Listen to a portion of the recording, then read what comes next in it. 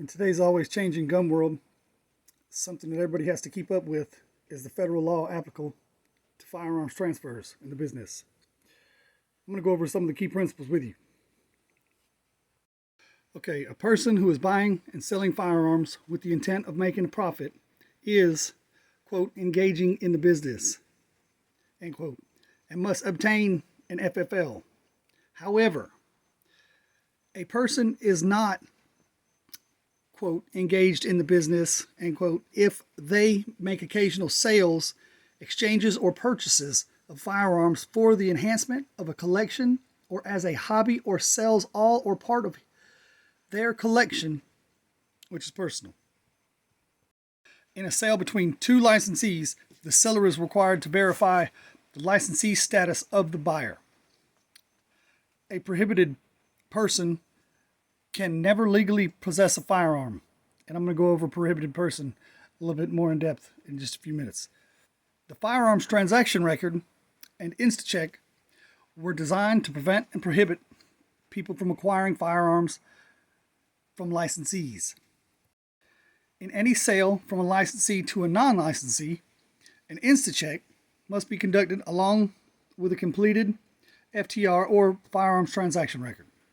Federal law also provides guidelines for sales between two non-licensees. While they do not have to go through a licensee, there are a few things to note. The buyer and seller must be residents of the same state. The buyer cannot be a prohibited person.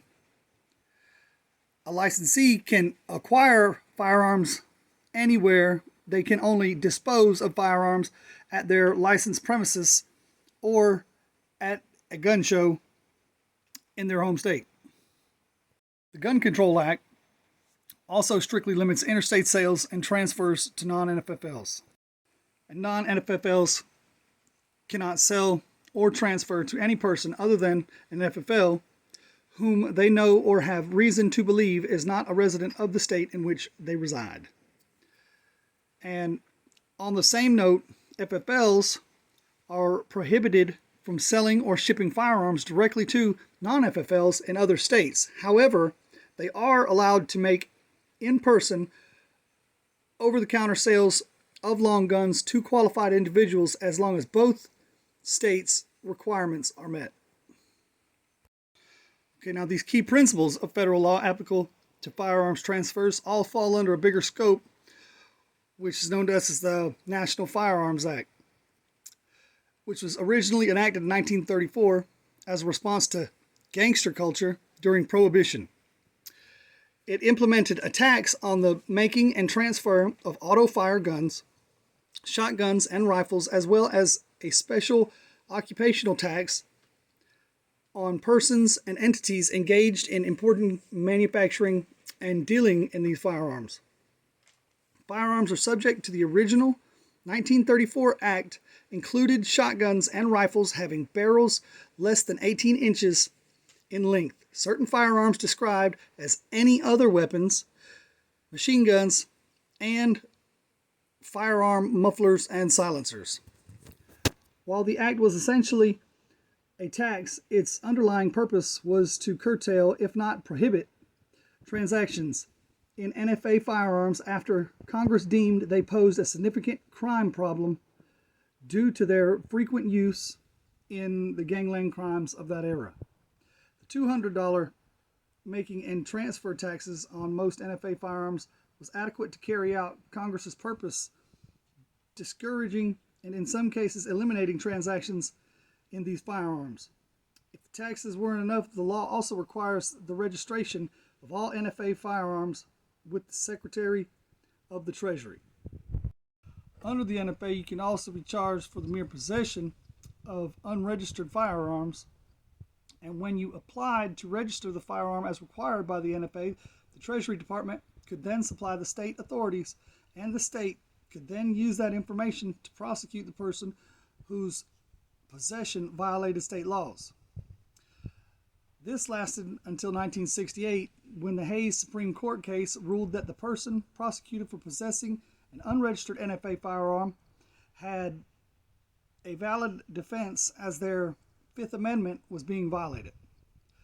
While that ruling made the possession portion of the act unenforceable, it had no bearing on the tax portion of the act, which is why today the $200 tax is still implemented.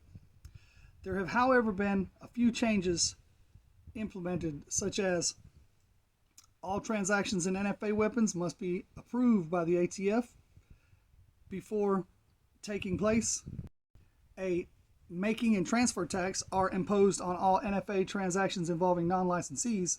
Licensees must pay an occupational tax in addition to their license fee to manufacture, import, or deal in NFA firearms. Payment of the occupational tax exempts licensees from making tax if they are manufacturers. And a sale or transfer between two NFA licensees is exempt from the transfer tax. Other than that, other notable changes regard the weapons covered in the NFA's current form, which are as follows: shotguns with barrels shorter than 18 inches, rifles with barrels shorter than 16 inches, modified shotguns or rifles with overall length under 26 inches, machine guns defined as weapons including frames or receivers that shoot more than one shot automatically without manually reloading by a single trigger function, as well as parts intended to convert other weapons into machine guns, like auto sears. Silencers, destructive devices including bombs, grenades, rockets, or mines, and a catch-all category of any other weapons that is capable of being concealed on the person, which a shot can be discharged through the energy of an explosion, among other things. The NFA does, however, explicitly exempt from regulation antique firearms and other devices that are primarily collector's items, not likely to be used as weapons. Okay, now, back in the beginning when I was talking about the key principles, I had mentioned a prohibited person. Now, the concept of a prohibited person is as follows. A person is prohibited if he or she is a felon, convicted in any court of crime punishable by a term of imprisonment exceeding 1 year, with a couple of exceptions for crimes regarding regulation of business practices, or if a state classifies the crime as a misdemeanor and that crime is punishable by a term of 2 years or less. Not considered convicted if conviction has been expunged or set aside, or if the person has been pardoned or had rights restored unless relevant order expressly provides otherwise.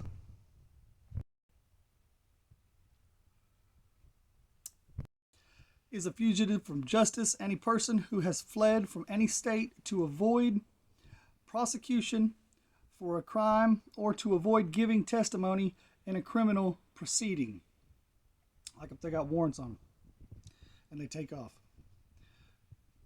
Prohibited. Okay, the next one is an unlawful user of or is addicted to any controlled substance, takes in excess of doctor's orders, taking too much of their own medicine, can be restored if they quit doing the drug. Okay, the next is has been adjudicated as a mental defective, which has been interpreted as a determination by the court, board, commission, or other lawful authority that a person, as a result of marked subnormal intelligence or mental illness, incompetency, condition, or disease, is a danger to him or herself or others, or lack the capacity to manage their own affairs. And this term includes finding of insanity by court in a criminal case, and those persons found incompetent to stand trial or found not guilty by lack of mental responsibility, or if they have been committed to a mental institution. Also has been admitted to the U.S.